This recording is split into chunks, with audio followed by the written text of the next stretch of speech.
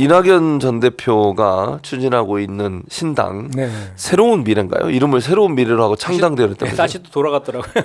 처음에는 개혁 어쩌고 하다가 개혁 뭐 미래당이라는 이준석 이제 대표가 막 뭐라 했죠. 그거. 네, 한 소리 듣더니 근데 그거 보니까 어제 이제 저 장면인데 김종민 의원 혼자 왔어요. 그러니까 딴 분들 2명 어디 갔어요? 아니 그래서 네. 공동창당 물 건너간 거 아니냐 네, 막 네. 그런 우려가 있었는데 억지로 봉합해서 이제 저 행사는 했는데 네.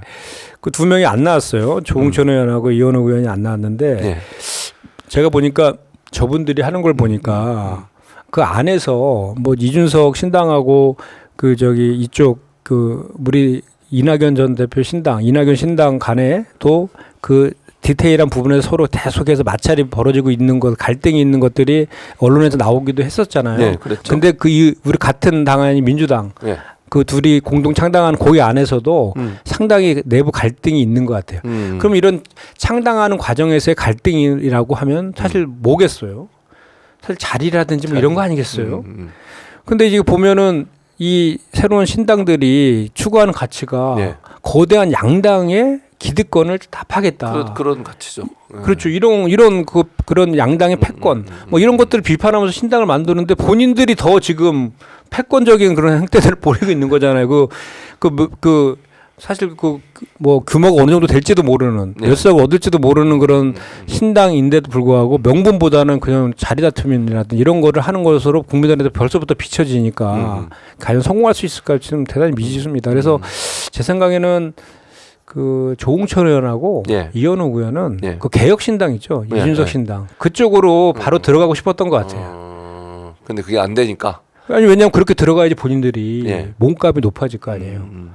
그러니까 왜냐하면 지금 그 기호 3번을 받아야 되는데 예. 개혁신당 같은 경우는 이제 양양자 의원 한 명이잖아요. 그러니까 이제 현역 의원들이 합류가 좀 절실하게 보이고 그런 것들을 통해 가지고 자기네들 몸값을 올릴 수 있다라고 생각했던 것 같다는 느낌이 좀 저는 들거든요.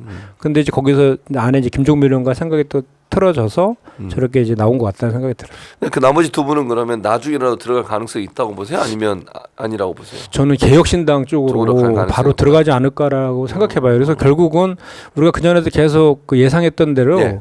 결국 신당들은 개혁신당 중심으로 다 이렇게 뭉쳐질 거고 그 주도권은 다 개혁신당이 지고 갈 것 같다는 생각이 들어요.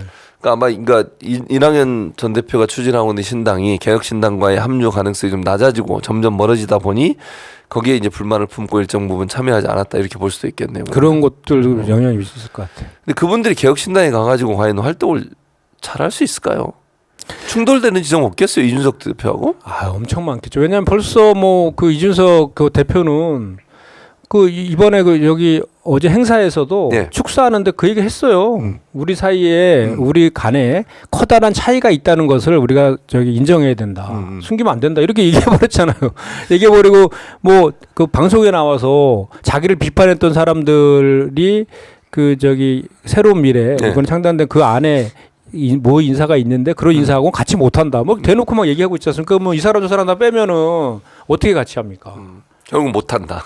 결국은 뭐 그냥 근데 결국은 광야에 나갔는데 네. 여기서 뭐 다 포기하면 다 뭐 죽는 거 아니에요. 그러니까 총선에서 어떻게든 하기 위해서는 부득이하게 또 개혁신당 쪽으로 굽히고 들어갈 수밖에 없는 거 아니냐. 그런 차원에서 보면 더 좀 민주당의 한 당원으로서 참 좀 씁쓸합니다. 이런 상황들이. 분들, 예. 그분들 얘기하시는 거죠? 예, 결국 민주당에 대한 저기 요구로 돌아올 수 있는 거 아니겠습니까?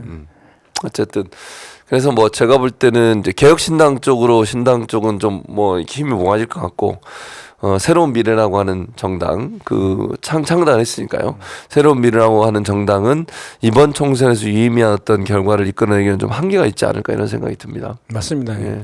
거기다 이번에 이제 오늘 이재명 대표도 이제 비례제에 대해서 발표를 했잖아요. 예, 그렇죠. 그렇기 때문에 이제 뭐 국민의힘도 이성정당 만든다고 했고, 맞아요. 우리 민주당도 이제 거대 개혁 민주정당을 만들겠다라고 했기 때문에 예. 그 안으로 거의 좀 많이 이제 수렴될 거라고 보거든요. 그러면 이제 그 신당들이 가져갈 수 있는 그 의석수도 상당히 제한적이지 않을까 이렇게 생각합니다. 예. 결국 양당 체제로 다시 돌아갈 가능성이 있다 이렇게 말씀을 해주셨습니다. 어제 그 예비 후보 공천 관련해서 면접 보셨어요? 예, 어제 면접 봤습니다. 네. 그 면접이 오늘까지예요. 오늘까지. 아 오늘까지예요? 오늘은 오늘까지. 이제 다 끝나는 겁니까? 예, 면접이? 오늘까지 다 보고 예. 이제 내일부터 예. 경선 지역을 발표해요. 그 경선 지역이 발표되면 10일 뒤부터 이제 경선이 시작됩니다. 예. 그래서 이제 뭐 6일부터 내일부터 뭐 경선 지역, 단수 지역 이렇게 이제 발표가 순차적으로 이루어집니다. 그러면 일정은 결국 내일 이루어지고 그 다음부터는 이제 경선이 들어가거나 아니면 단수 지역 같은 경우에 선거 운동을 하고 이렇게 되겠네요. 아, 뭐 그렇죠. 예. 네, 그런 거고 이제 이번에는 이제 그 정치 신인들에 대해서 이렇게 좀 뭐랄까 이렇게 여러 선거 운동을 할 수 있는 다양한 방법들을 좀 더 추가 같은 거를 좀 했거든요. 네. 그래서 뭐 그 전에 없었던 그 당원들에게 3회 문자도 발송할 수 있고 네. 본인의 이제 선거 공약 같은 것들을 선거 출마 이후, 출마 해변 뭐 이런 것들을 영상으로 찍어서 홈페이지에도 게시할 수 있고 이렇게 해서 다양한 정치 시인들이 그 저기 경선에서 불이익 당하지 않도록 하는 조치들을 좀 했는데 예. 여전히 좀 미흡한 측면이 있습니다. 그럼에도 불구하고 예전보다는 좀 좋아졌다 이렇게 네, 말씀할 네, 수 네. 있겠군요. 저도 뭐 제가 지난 그 4년 전 21대 총선에서 1.56포인트 차로 석패한 그렇죠. 이후에 네.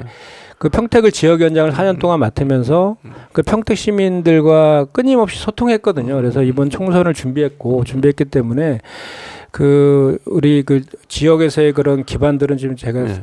되게 열심히 하고 있다라는 그런 그 인식들을 시민들이 이렇게 하고 계신 것 같고 또 예. 제가 지난 4년 동안에 짧은 기간이지만 그때 이제 당직 중에서는 맞아요. 이제 비상대책위원도 그랬었죠. 맡았었고 예. 또 대변인도 맡았었고요. 그렇습니다. 공관위원, 뭐 전준위원 등 많이 맡아가지고 특히나 이제 원외 지역위원장 협의회장을 2년 이상 맡으면서 뭐 당과의 가교 역할 또 많이 하고 그래서 예. 풍부한 또 당과 관련된 경험도 제가 쌓았거든요. 쌓았고 그다음에 또 아시겠지만 지난 그 대선에서 저희가 0.73%로 패배했지만 예. 저희 평택을 지역에서는 2.8%로 승리했습니다. 예. 저희가 예. 승리했고 경기도지사 선거도 제가 그때 선임 대변인을 맡았었는데 승리했고요. 예. 그리고 평택시장도 제가 상임선대위원장 맡아서 선거를 총괄했었는데 저희가 이겼습니다.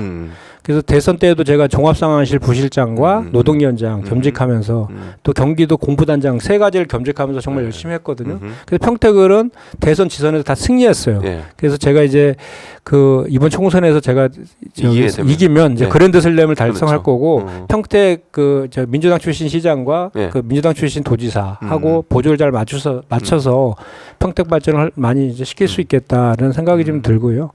그리고 이제 무엇보다도 평택은 인구가 대단히 빨리 그 유입되고 있는 도시거든요. 인구가 이제 63만이 거의 이제 다다르고 있는데 그렇기 때문에 이 저 평택에서는 좀 이렇게 뭔가 인지도라든지 정치적 존재감이 좀 총선에 승리하기 좀 필요한데 예. 저도 그동안에 이제 뭐 대변이라든지 당대표 언론특보 맡으면서 수백 회에 넘는 방송에 출연해서 우리 당과 민심을 대변하는 그런 능력들도 좀 쌓았고 예. 또 동시에 이제 인지도도 높아지는 그런 그 좋은 그 기회를 갖고 있었기 때문에 예. 이번에는 꼭 잘 준비해가지고 총선에서 이렇게 승리하려고 하고 있습니다. 예. 어쨌든 좋은 결과로 시청자분들께 좋은 결과를 선사해드렸으면 좋겠고요. 저희도 함께 응원하도록 하겠습니다. 네, 감사합니다.